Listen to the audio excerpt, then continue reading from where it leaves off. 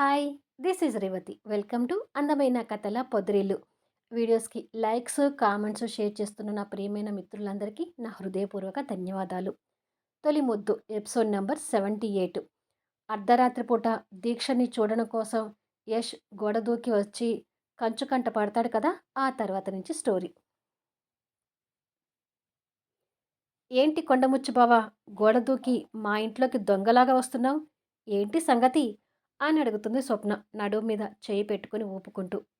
కొండముచ్చు అనగానే యష్ కాస్త కోపంగా చూస్తూ, నాకు పెట్టిన పేరుని ఇప్పుడు కూడా మర్చిపోవా? అని అడుగుతాడు.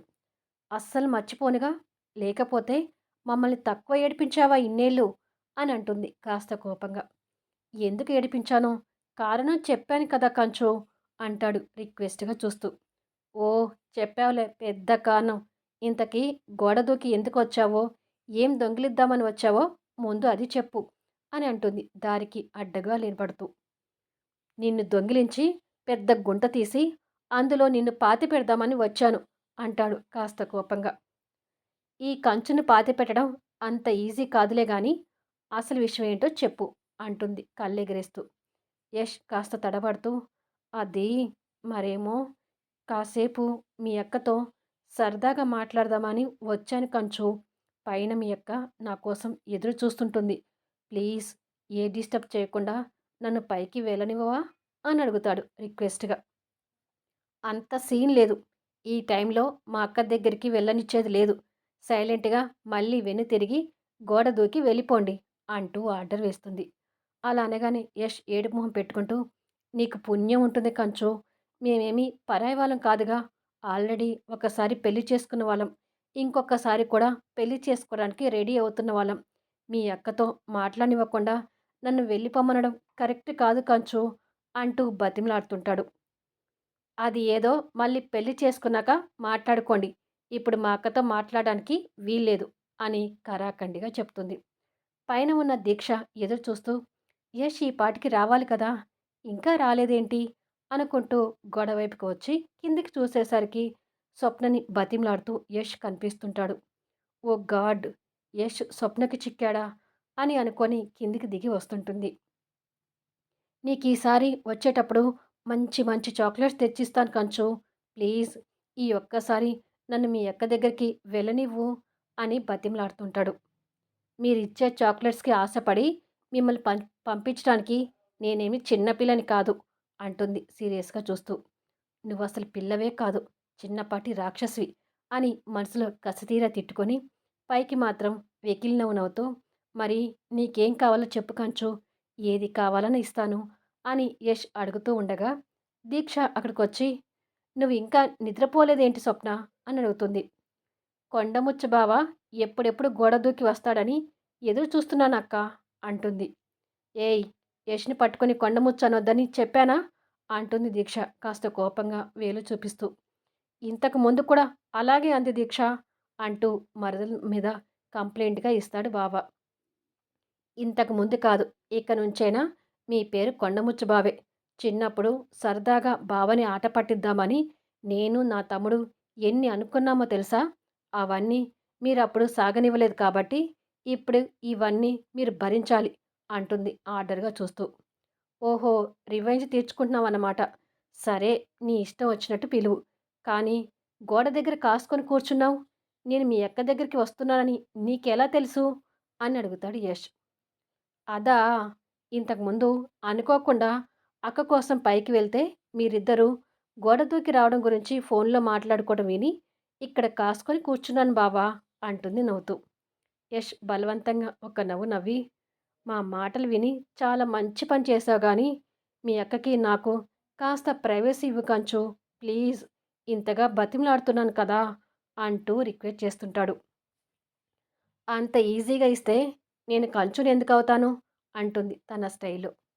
ఎలా చెప్తే మమ్మల్ని వదిలేసి వెళ్తావే, అని అడుగుతుంది దీక్ష కాస్త కోపంగా. ఏడుపు మొహంతో కళ్ళు నలుపుకుంటూ, నీకు నీ మొగుడు దగ్గరయ్యేసరికి ఈ చెల్లెలు నీకు చేదయిందా అక్క, అని అడుగుతుంది. నాకు సెట్ అయినట్టుగా నీకా ఏడుపు మొహం సెట్ కాదు కానీ మామూలుగా మాట్లాడవే తల్లి, అంటుంది దీక్ష. స్వప్న కళ్ళు నలుపుకోవడం మానేసి, కదా మనకసలు ఏడుపు మొహం సెట్ కాదు, అందుకే నేను ఎప్పుడూ నవ్వుతూ ఇంకొకరిని ఏడిపిస్తూ ఉంటాను. ఇప్పుడు కొండముచ్చు బావని ఏడిపిస్తున్నాను అంటుంది పళ్ళు వెల్లబెట్టి నవ్వుతూ. తన నవ్వు చూసి యష్ కూడా వెకిలి నవ్వు నవ్వి, ఈ కంచుని ఫణి ఎలా భరిస్తాడో ఏంటో పాపం అని అనుకొని ఫణి మీద జాలి పడుతుంటాడు. తను అలాగే మాట్లాడుతుంది. "నువ్వు రా యష్" అంటూ దీక్ష యష్ చేయి పట్టుకొని వెళ్ళబోతుండగా, స్వప్న మళ్ళీ వాళ్ళ దారికి అడ్డు వచ్చి, "అంత ఈజీగా వెళ్ళనిస్తానని ఎలా అనుకున్నావక్కా?" అని అడుగుతుంది. "అబ్బా! స్వప్న, అమ్మా నాన్న లేచి యష్‌ని చూస్తే బాగోదే. యష్ నాతో కాసేపు మాట్లాడి వెళ్ళిపోతాడు. మమ్మల్ని వదిలేయి, నీకు పుణ్యం ఉంటుంది" అని అంటుంది దీక్ష. "అవును కంచు, వెంటనే వెళ్ళిపోతాను" అని అంటాడు యష్ కూడా రిక్వెస్ట్‌గా చూస్తూ. పైకి వెళ్ళి తమరు మా అక్కతో తెల్లవార్లు మాట్లాడినా నాకేమీ అభ్యంతరం లేదు. కానీ ఇప్పుడు నేను చెప్పినట్టు మీరు చేయాలి హీరో గారు. అప్పుడైతేనే మీ ఇద్దరు పైకి వెళ్ళడానికి పర్మిషన్ ఇస్తాను అంటుంది స్వప్న. యష్‌ని ఏం చేయమంటావే అని అడుగుతుంది దీక్ష. ఏం లేదు, సింపుల్. నువ్వు డాబా మెట్లు ఎక్కి నడుచుకుంటూ వెళ్ళడానికి వీల్లేదు.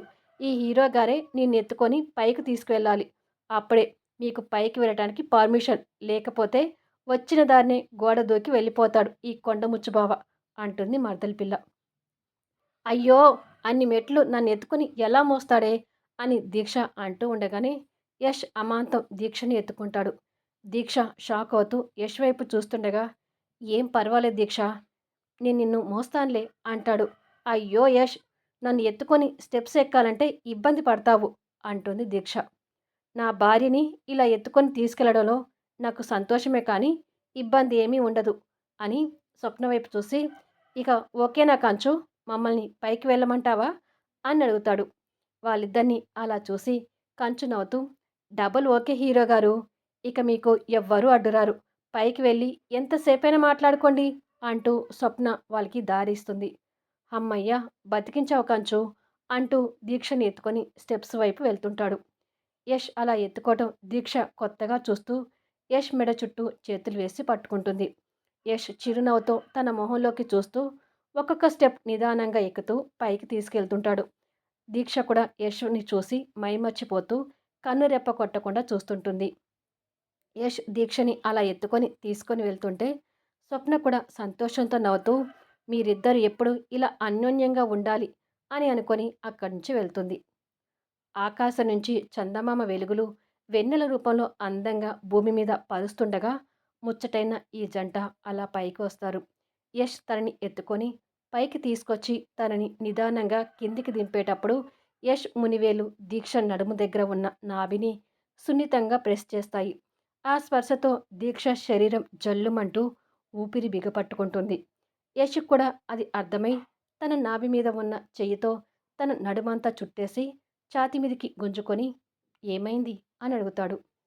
ఏమీ లేదు అంటూ దీక్ష సిగ్గుతో తలదించుకుంటుంది.